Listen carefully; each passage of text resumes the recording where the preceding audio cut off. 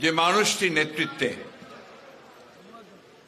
বাংলাদেশকে একটি স্বাধীন সার্বভৌম রাষ্ট্রে পরিণত করবার জন্য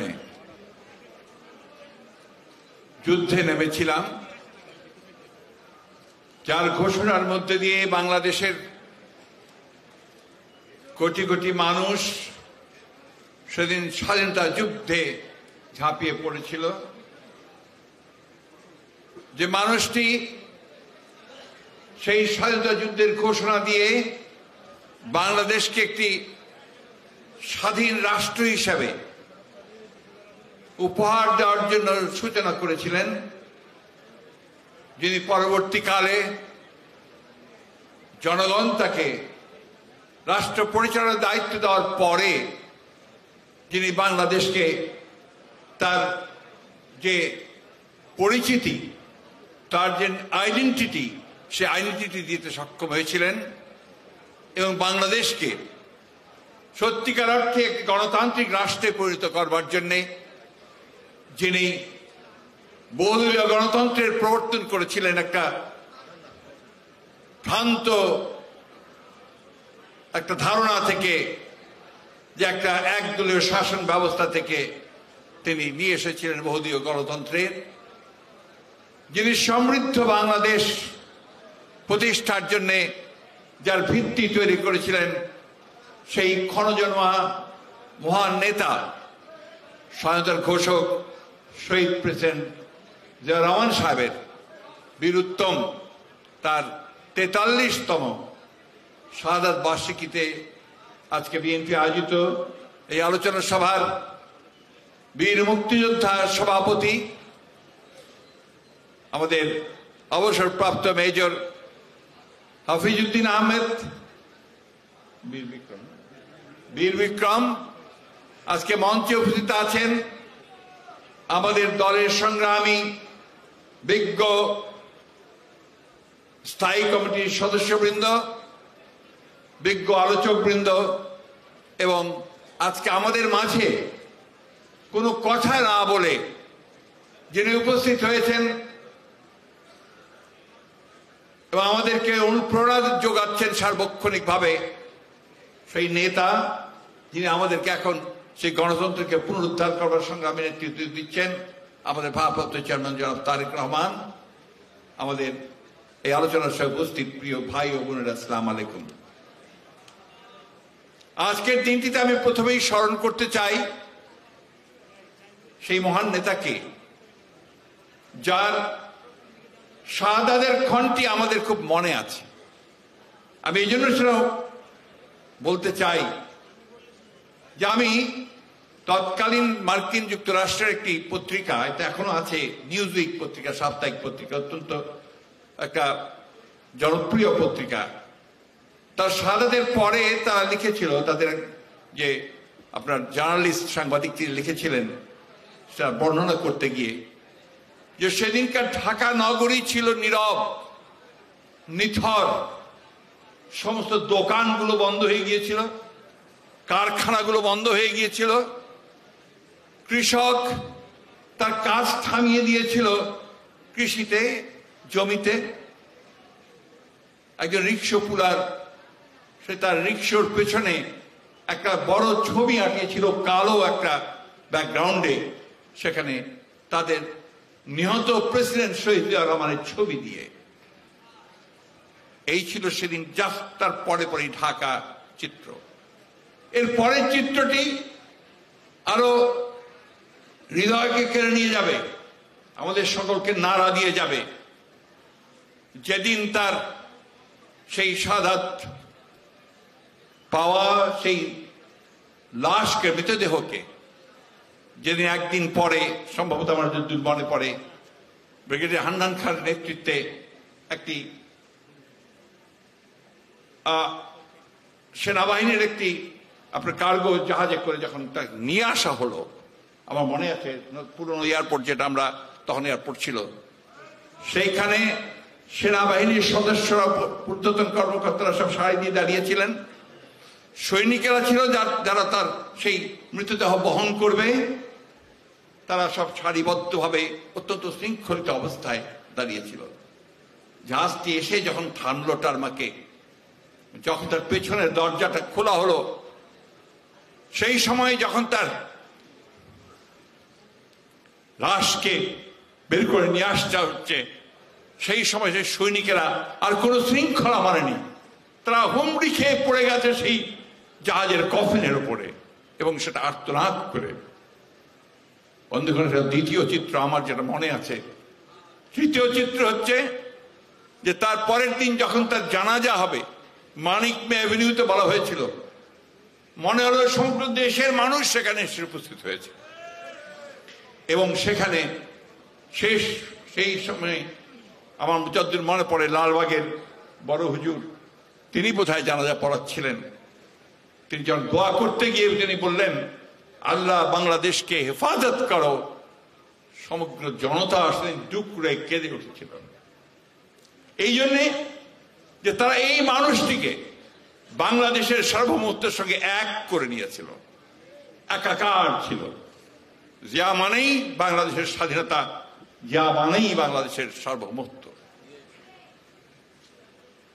প্রিয় বন্ধুরা, সহকর্মীবৃন্দ, সেই জিয়াউর রহমানকে এরপরে আমরা দেখেছি যে কিভাবে এই মানুষটি, এই ক্ষণজন্মা নেতা, অতি অল্প সময়ের মধ্যে যখন বাংলাদেশ আবার একটা ধ্বংসের মুখে যাচ্ছিল, স্বাধীনতার পরে যখন আজকে যারা বড় বড় কথা বলে, তারা যখন সেই রাজনৈতিক ক্ষমতা দখল করে, রাষ্ট্রের ক্ষমতা দখল করে তাদের চুরি ডাকাতি লুটপাটের রাজত্ব সৃষ্টি করেছিল, স্বাধীনতার চেতনাকে সম্পূর্ণ ধ্বংস করে দিয়ে শুধুমাত্র তাদের লোকগুলোকে সামনে নিয়ে আসছিল সামনে, এবং একজন মাত্র ব্যক্তি, একজন মাত্র একটা দল ছাড়া আর কিছু ছিল না বাংলাদেশে সেই সময়। স্লোগানও ছিল সেই সময়, এক নেতা এক দেশ, অমুকের বাংলাদেশ, এটাই ছিল স্লোগান তখন। এবং তখন ভিন্ন কথা বলার সুযোগ কারো ছিল না। আমার মনে হয় হাফিজ ভাই আরো একটা কথা যদি আজকে বলতেন, তাহলে আরেকটা সত্য উদ্ঘাটিত হতো। সেই দিন আওয়ামী লীগের সাধারণ সম্পাদক তিনি বলছিলেন যে জিয়াউর রহমান বাকশালে যোগ দিয়েছিলেন। এই কথাটা আপনি আমাকে বলেছিলেন। উনি তখন জিয়াউর রহমান সাহেবের, প্রেসিডেন্ট জিয়াউর রহমান সাহেবের উনি একান্ত সচিবের কাজ করছিলেন। জিয়াউর রহমান সাহেব বাকশালে যোগ দেননি। তখন সমস্ত বাকশাল করার পরে সমস্ত আপনার সরকারি কর্মকর্তা কর্মচারী, আর্মি, নেভি, এয়ারফোর্স সকলের কাছে আপনার বাধ্যতামূলক ছিল যে তাদেরকে বাকশালে যোগ দিতে হবে। তার কাছে সেই ফর্মও এসেছিল। সেই ফর্মটা তিনি হাফিজ সাহেবকে দিয়েছিলেন দেখার জন্যে। তিনি বলছেন যে এটা হচ্ছে এইখানে বাকশালে যোগ দেওয়ার ফর্ম। তিনি বলছেন ফর্মটা ফাইলগুলো সবচেয়ে নিচে রেখে দাও। তিনি বাকশালে যোগ দেননি।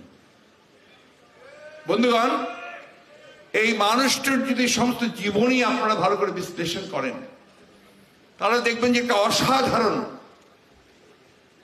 অসাধারণ একজন মানুষ, যার যোগ্যতা, যার মেধা, যার দূরদৃষ্টি এবং সর্বোপরি যার সততা প্রশ্নাতীত ছিল।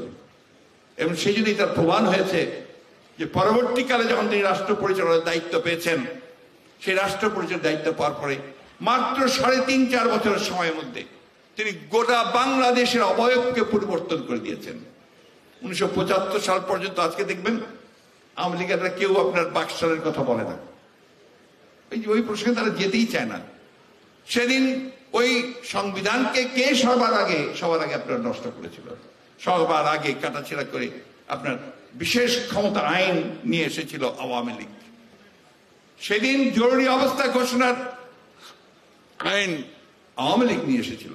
এবং সব শেষে যখন তারা কিছুতেই বাংলাদেশকে আর আপনার নিয়ন্ত্রণ করতে পারছিল না, বাংলাদেশের মানুষের মধ্যে শান্তি শৃঙ্খলা দিতে পারছিল না, তখন দুর্ভিক্ষ হয়ে মানুষ অসহায় মৃত্যুবরণ করছে, লুটপাট এমন ভাবে চলে গেছে।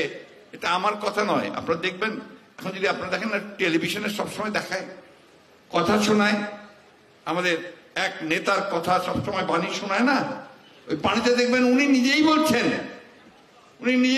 চারদিকে সব চোর। আমি সবাই পায়ে সোনার খনি, আমি পেয়েছি একটা চোরের খনি। এবং এই দুর্নীতি লুটপাটের কথা বলতে তিনি নিজেও বলেছেন যে এত কম্বল আসলো বিদেশ থেকে রিলিফ হিসাবে, আমার কম্বলটা গেল কোথায়? এই হচ্ছে আওয়ামী লীগ, যারা সেই সময় থেকে শুরু করে এখন পর্যন্ত বাংলাদেশকে লুট করে চলেছে। বন্ধুগণ, শহীদ জিয়া রহমানের কাজ, তার পরিবর্তনের ক্ষমতা, তার নেতৃত্বের ক্ষমতা বলে শেষ করা যাবে না। সেই সময় নিয়ে আপনাদের আমাদের অত্যন্ত বিজ্ঞ আলোচকরা আজকে সেই কথাগুলো অত্যন্ত স্পষ্টভাবে আলোচনা করেছেন। আমি শুধু রাজনৈতিক দিকটার দিকে একটু বেশি জোর দিতে চাই। শহীদ জিয়া বাংলাদেশি জাতীয়তাবাদ প্রবর্তন করেছিলেন। বাংলাদেশি জাতীয়তাবাদ ছিল একটা সম্পূর্ণ নতুন চিন্তা ভাবনা। কারণ এর আগে যেটাতে সবাই চেষ্টা করেছে, আওয়ামী লীগের একমাত্র লক্ষ্য ছিল বাঙালি জাতীয়তাবাদ প্রতিষ্ঠা করা। কিন্তু বাঙালি জাতীয়তাবাদ, যেটা আপনার মাহবুবুল্লাহ সাহেব বলেছেন, বললে তো অনেকেই এসে যায়, পশ্চিম বাংলা এসে যায়, আপনার আসাম এসে যায়, ত্রিপুরা এসে যায়। তাহলে আমাদের এই ভূখণ্ডের মধ্যে আমরা কোথায় বাস করছি, আমরা কারা? উনি প্রথম বলে যে আমরা হচ্ছে বাংলাদেশি। এবং ওই যে পার্বত্য চট্টগ্রামের যারা বাংলায় কথা বলে না, বাঙালি নয়, তারা বলে যে আমরা উই আর নট বেঙ্গলিস, সেই তাদেরকে উনি সম্পৃক্ত করলেন, সংযুক্ত করলেন। হিন্দু, মুসলমান, বৌদ্ধ, খ্রিস্টান, আপনার উপজাতি, জাতি সবখানে তিনি একখানে করে নতুন যে ধারণা তৈরি করলেন, নতুন যে আদর্শ তৈরি করলেন, যে জাতীয়তাবাদের যে দর্শন তিনি দিলেন, সেই দর্শনই কিন্তু বাংলাদেশকে আজ পর্যন্ত টিকিয়ে রেখেছে। বন্ধুগণ, আজকে তো এরাও বাধ্য হয়েছে, পাসপোর্টে আপনি যখন আপনার জাতীয়তা রাখেন তখন কিন্তু আপনাকে লিখতে এখন বাংলাদেশি, তাই না? তো আজকে বন্ধুগণ, বক্তব্য দীর্ঘ করব না, আমি শুধু এইটুকু বলতে চাই যে তিনি কিন্তু সেই অবস্থা থেকে পরিবর্তন করে নিয়ে এসেছিলেন। আওয়ামী লীগ গণতন্ত্রের কথা বলে, বহুদলীয় গণতন্ত্রের কথা বলে তারা একদলীয় শাসন ব্যবস্থা বাকশাল প্রতিষ্ঠা করেছিল। আজকে এখানে বহু আমাদের ইয়াং জেনারেশনের ছেলেরা আছে যাদের তখন জন্ম হয়নি। এই আওয়ামী লীগ কি অবস্থা তৈরি করেছিল তখন? তারা প্রতি জেলায় জেলায় একজন করে গভর্নর নিয়োগ করেছিল, সমস্ত রাজনৈতিক দলগুলোকে নিষিদ্ধ করে দিয়ে। কোনো দল থাকবে না, একটা মাত্র দল থাকবে, তা হচ্ছে বাকশাল। পত্রিকা সব বন্ধ করে দিচ্ছিল। আমাদের ভাইরা আজকে অনেক ক্যামেরা নিয়ে আপনারা তারা আছেন, তারা পত্রিকা লিখবেন, এখনো লিখতে পারছেন না, কিন্তু তার চেষ্টা করছেন লেখার। সেই সময়ে সমস্ত সংবাদপত্রকে বন্ধ করে দেওয়া হয়েছিল। কারো ব্যক্তিগত মতামত দেওয়ার কোনো অধিকার ছিল না। মাত্র 11 মিনিটের একটা আলোচনার মধ্য দিয়ে তারা তাদের সেই একদলীয় যে পার্লামেন্ট ছিল, সেই পার্লামেন্টে সেদিন তারা এই বাকশাল আইন পাশ করে নিয়েছিল। তখনও কিন্তু প্রতিবাদ হয়েছিল। জনাব উসমানী, আমাদের সিদ্দিকী, মইনুল হোসেন, নুরে আলম সিদ্দিকী, তারা সেদিন প্রতিবাদ করেছিলেন। সেই জায়গা থেকে বহুদলীয় গণতন্ত্রকে ফিরিয়ে নিয়ে এসেছিলেন শহীদ প্রেসিডেন্ট জিয়া রহমান। তিনি তো আর্মি অফিসার ছিলেন, তার তো প্রয়োজন ছিল না, তিনি তো ডিক্টেটরশিপ নিয়ে বহুদিন চলতে পারতেন।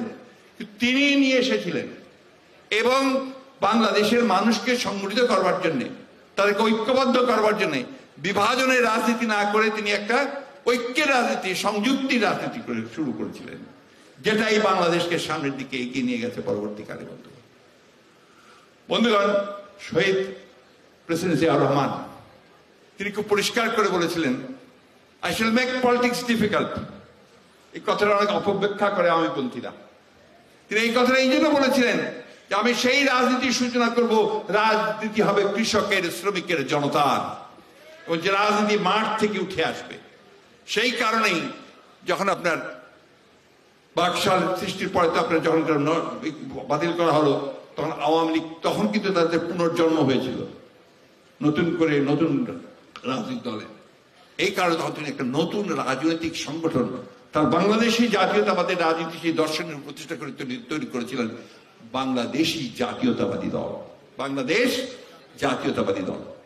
তার যদি ঘোষণাপত্র পড়েন তাহলে দেখবেন সেখানে প্রথমেই বলা হচ্ছে মুক্তিযুদ্ধের কথা, তারপরেই সেখানে বলা হচ্ছে গণতন্ত্রের কথা, তারপরেই সেখানে বলা হচ্ছে বিভাজনের রাজনীতি না করে ঐক্যবদ্ধ হয়ে সমৃদ্ধি থেকে এগিয়ে যাওয়ার কথা। এটা শুধু বলেননি, তিনি কাজ করে দেখিয়েছেন। তিনি পথে পথে ঘুরেছেন, গ্রামে গ্রামে ঘুরেছেন।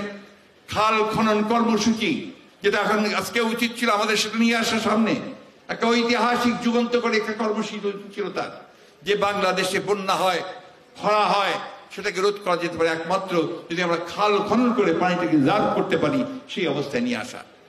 আজকে তিস্তা প্রকল্প নিয়ে কথা হচ্ছে, এখানে বসে আছেন আমাদের হাফিজ সাহেব, তিনি পানি সম্পদ মন্ত্রী ছিলেন অনেকদিন। সেই তিস্তা প্রকল্প কিন্তু চিন্তাটা সম্পূর্ণ শহীদ প্রেসিডেন্ট জিয়াউর রহমানের।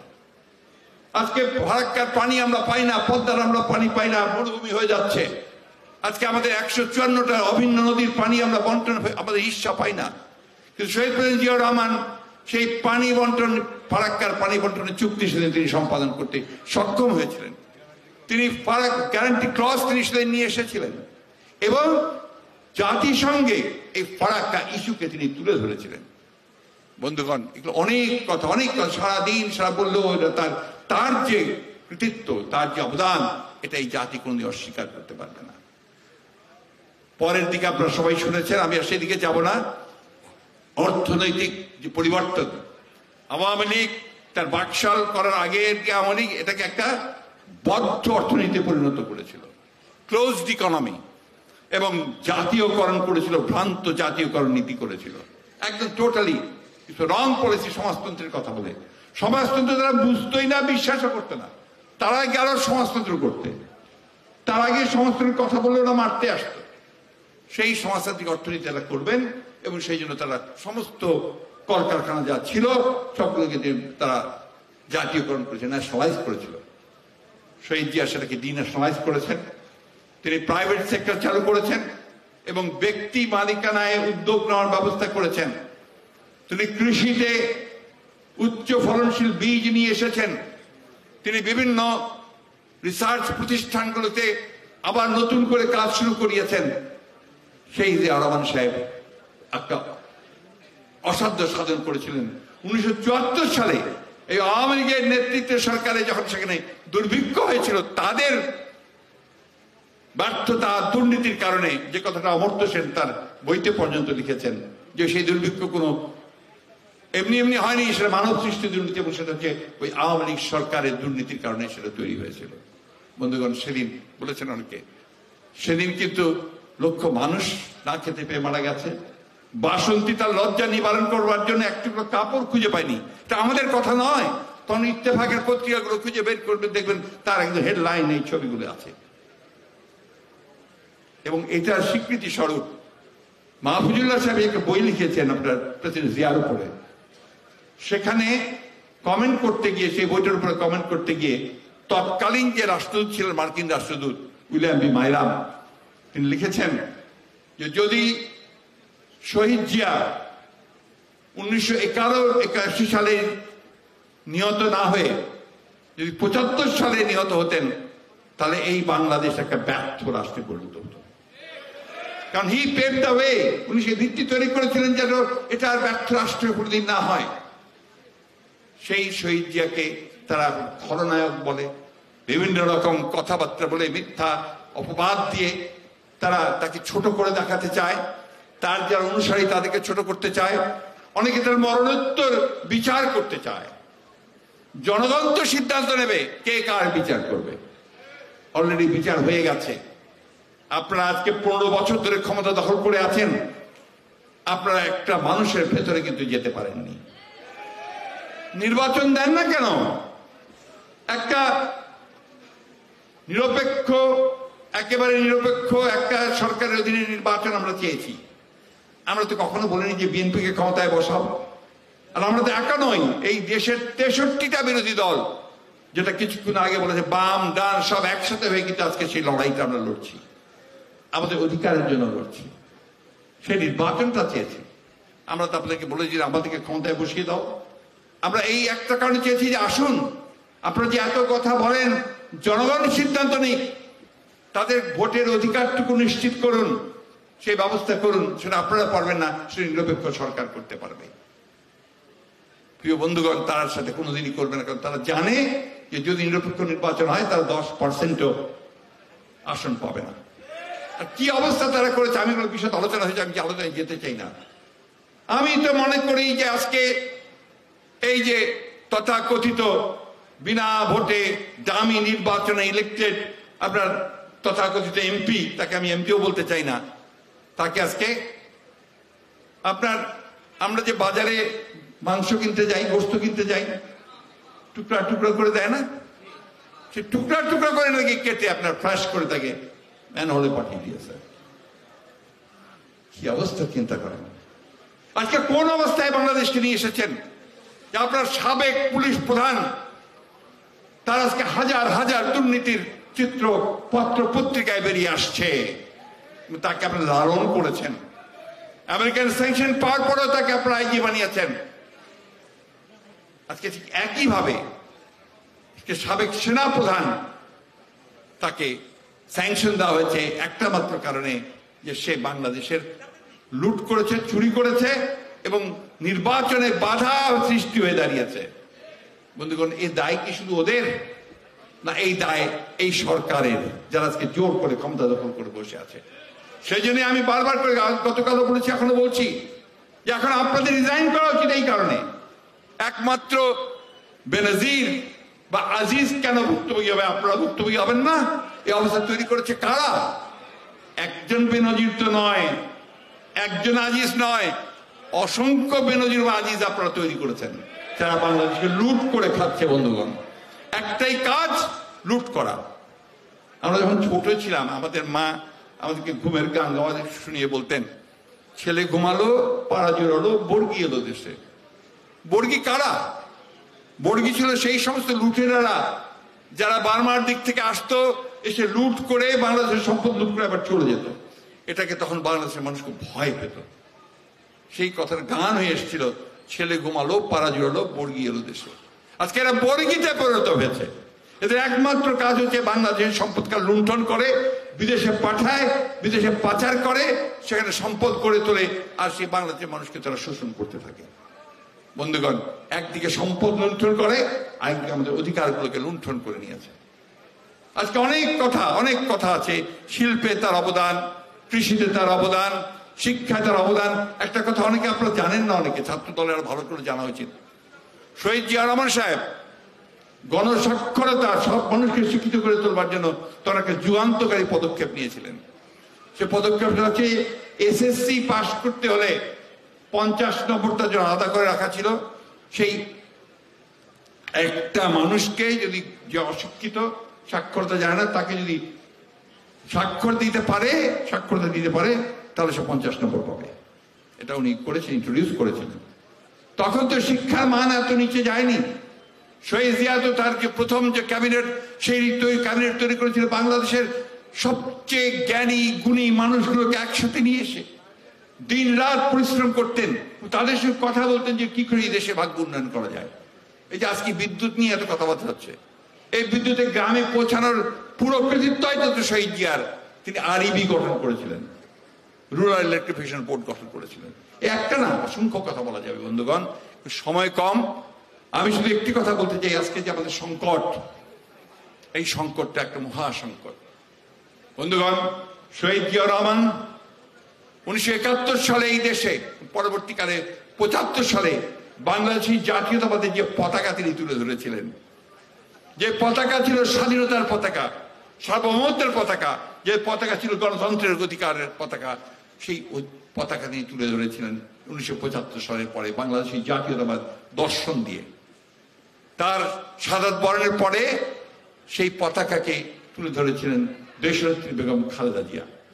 তিনি দীর্ঘ 9 বছর স্বৈরাচারের সঙ্গে সংগ্রাম করে, লড়াই করে তিনি বাংলাদেশে একটা গণতান্ত্রিক ব্যবস্থা ফিরিয়ে নিয়ে এসেছিলেন। ভুলে গেলে চলবে না, এই দেশনেত্রী বেগম খালেদা জিয়া আবার সংসদীয় গণতন্ত্র প্রবর্তন করেছিলেন। এই দেশনেত্রী বেগম খালেদা জিয়াই কেয়ারটেকার গভর্নমেন্টকে মেনে নিয়ে তিনি কেয়ারটেকার গভর্নমেন্ট দিয়েছিলেন মানুষের কথা চিন্তা করে, গণতন্ত্রের কথা চিন্তা করে।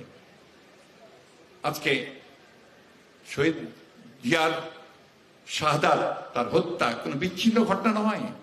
আজকে যে বাংলাদেশে আমরা পড়েছি, এটা তারই অংশ হিসাবে ছিল। Shaheed Zia was emerging as a nationalist leader. তিনি বাংলাদেশের মানুষকে সঙ্গে নিয়ে ঐক্যবদ্ধ করে একজন জাতীয়তাবাদী নেতা হিসেবে উঠে দাঁড়াচ্ছিলেন সমগ্র বিশ্বে। এবং তার স্বীকৃতি এখন পেয়েছি আমরা তার পররাষ্ট্র নীতির মধ্যে দিয়ে। বাংলাদেশকে প্রথম স্বীকৃতি দিয়েছিল সেদিন আপনার প্রথমবারের মতো চীন, তার আগে স্বীকৃতি দেয়নি, চীন দিয়েছিল। সৌদি আরব স্বীকৃতি দিয়েছিল। এবং একই সঙ্গে অন্যান্য দেশগুলো তাকে স্বীকৃতি দিয়েছিল। তাকে ইরান ইরাক যুদ্ধ না, ইরান ইরাক যুদ্ধে তাকে মধ্যস্থতাকারী হিসেবে তারা আন্তর্জাতিক বিশ্ব তাকে দায়িত্ব দিয়েছিল। তার নামে অনেকগুলো রাস্তার নাম, এগুলো তিনি তাকে জনগণ ওই সেই দেশের মানুষরা তাকে দিয়েছিল। আজকে আপনারা অনেকে উমরাতে যান, হজ করতে যান, যে শুনবেন যে লোকে বলে জিয়া গাছ। এই জিয়া গাছ, নিম গাছ, এটা প্রথম নিয়ে গিয়েছিলেন শহীদ জিয়া রহমান সৌদি আরবে, এবং সেখানে সেটা তৈরি করে তিনি সেদিন এই নতুন একটা অবস্থা তৈরি করেছিলেন সৌদি আরবে। দুঃখ হয়, ভারাক্রান্ত হতে হয় যে আজকে সেই মিডল ইস্টের সেই সহযোগিতা এখন আমরা দেখতে পাই না। বন্ধুগণ, বক্তব্য একেবারেই শেষ করব। আমার শুধু আপনাদের কাছে একটাই আবেদন, আমরা লড়াই করছি সবাই, আমাদের বয়স হয়েছে, আমরা যে কথা মেজর হাফিজ বলেছেন, আমরা সবাই 70-এর উপরে আমাদের বয়স, আমরা লড়াই করেছি। আমরা আমাদের দেশ স্বাধীন করবার জন্য আমরা কিন্তু শহীদ জিয়া ডাকে সারা দেশ আমরা লড়াই করেছি। বেগম জিয়া ডাক দিয়েছেন, আমরা সংগ্রাম করেছি, লড়াই করেছি। বেগম জিয়া গণতন্ত্রকে প্রতিষ্ঠা করবার জন্য কাজ করেছিলেন, সফল হয়েছিলেন 90-এর ছাত্র গণ আন্দোলনের মধ্য দিয়ে। আজকে সেই দেশ ও মাতৃকা, সেই দেশ, আমাদের নেত্রী মা বলি আমরা সবসময় স্লোগান দেই, সেই মা আজকে কারাগারে, অসংখ্য নেতাকর্মী কারাগারে, প্রায় 60 লক্ষ মানুষের মধ্যে মিথ্যা মামলা। আমাদের 22 জনের উপর মানুষকে কয়েকদিন আগে, 1 বছরের মধ্যে তাদেরকে রাস্তায় গুলি করে হত্যা করা হয়েছে। বন্ধুগণ, 700-র মতো বেশি মানুষকে গুম করে ফেলা হয়েছে আমাদের ইলিয়াস আলী সহ। এই যে বীরের যেই আত্মত্যাগ, মায়ের যেই অশ্রুধারা, এটা কি বিফলে যাবে? আপনারা কি সেটাকে বিফলে যেতে দেবেন? তাই যে কথা বলছিলাম, এখন জেগে উঠবার সময় এসেছে বন্ধুগণ। সে জেগে উঠবে তরুণ যুবক। নজরুল ইসলাম তার কথায় বলেছে যে কে আছো জোয়ান, হও আগুয়ান, হাকিছে ভবিষ্যৎ। আমাদের নেতা যিনি আজকে আমাদের কথা শুনছেন, এখানে আপনারা যার দিকে তাকিয়ে আছেন, যিনি আজকে নেতৃত্ব দিচ্ছেন, যে পতাকা তিনি এখন সেই শহীদ জিয়ার পতাকা, স্বাধীনতা, গণতন্ত্র, সার্বভৌমত্বের পতাকা তুলে ধরেছেন, এবং এই সরকারের মিথ্যা মামলায় নির্যাতনে যাতা করে পড়ে নির্বাসিত হয়ে আছেন, তিনি আমাদেরকে সুদূর থেকে নেতৃত্ব দিচ্ছেন। অল্প সময়ের মধ্যে তার অসাধারণ যে সাংগঠনিক যোগ্যতা, সেই যোগ্যতা দক্ষতা দিয়ে তিনি গোটা দলকে ঐক্যবদ্ধ করেছেন, গোটা জাতিকে ঐক্যবদ্ধ করার চেষ্টা করেছেন। বন্ধুগণ, আমাদেরকে বেরিয়ে আসতে হবে, আমাদেরকে বেরিয়ে আসতে সমস্ত ভয়, ভীতি সবকিছুকে তাচ্ছিল্য করে আমাদের দেশ ও মাতৃকার ডাকে, আমাদের মা দেশনেত্রী বেগম খালেদা জিয়াকে মুক্ত করবার লক্ষ্যে তার ডাকে, আমাদের নেতা তারেক রহমানের ডাকে আসুন আজকে আমরা সবাই বেরিয়ে পড়ি। আমরা এমন একটা প্রতিরোধ করে তুলি যে এই ভয়াবহ দানব যারা আমাদের সমস্ত কিছু তছনছ করে দিচ্ছে, তাদেরকে পরাজিত করে আমরা সত্যিকার একটা জনগণের একটা রাষ্ট্র, গণতন্ত্রের একটা রাষ্ট্র আমরা নির্মাণ করতে সক্ষম হই। আমি আপনাদেরকে আন্তরিক ধন্যবাদ জানাতে চাই যে অনেকদিন পরে আপনারা আজকে আমাদের বিজ্ঞ আলোচকদের অত্যন্ত সারগর্ভ আলোচনা শুনেছেন অত্যন্ত মনোযোগ দিয়ে। এই কথাগুলো শুধু শুনলে হবে না, এই কথাগুলো ছড়িয়ে দিতে হবে তরুণ প্রজন্মের মধ্যে, প্রজন্মকে জাগিয়ে তুলতে হবে। প্রিয় বন্ধুগণ, এখন তো আপনাদেরই লড়াই করবার সময়, যুদ্ধে যাবার সময় এখন আপনাদের। তাই এই যুদ্ধ কোনো ব্যক্তির যুদ্ধ নয়, এই যুদ্ধ আমার দেশকে রক্ষা করবার যুদ্ধ, এই যুদ্ধ আমার শহীদ জিয়ার আদর্শকে প্রতিষ্ঠিত করবার যুদ্ধ, এই যুদ্ধ আমার মা দেশনেত্রী বেগম খালেদা জিয়াকে মুক্ত করবার যুদ্ধ, এই যুদ্ধ আমার নেতা তারেক রহমান সাহেবকে দেশে ফিরিয়ে আনবার যুদ্ধ। আসুন আমরা সেই যুদ্ধে সবাই অকুত ভয়ে নেমে পড়ি এবং শহীদ জিয়ার আদর্শকে প্রতিষ্ঠিত করি। এটাই হবে আজকের এই শাহাদাতবাসীকে তার প্রতি সবচেয়ে বড় শ্রদ্ধা জানানো। ধন্যবাদ সকলকে। আসসালামু আলাইকুম, খুদা হাফেজ। বাংলাদেশ জিন্দাবাদ, বাংলাদেশ জাতীয়তাবাদ জিন্দাবাদ, শহীদ জিয়া অমর হোক, দেশনেত্রী বেগম খালেদা জিয়া জিন্দাবাদ, তারেক রহমান জিন্দাবাদ।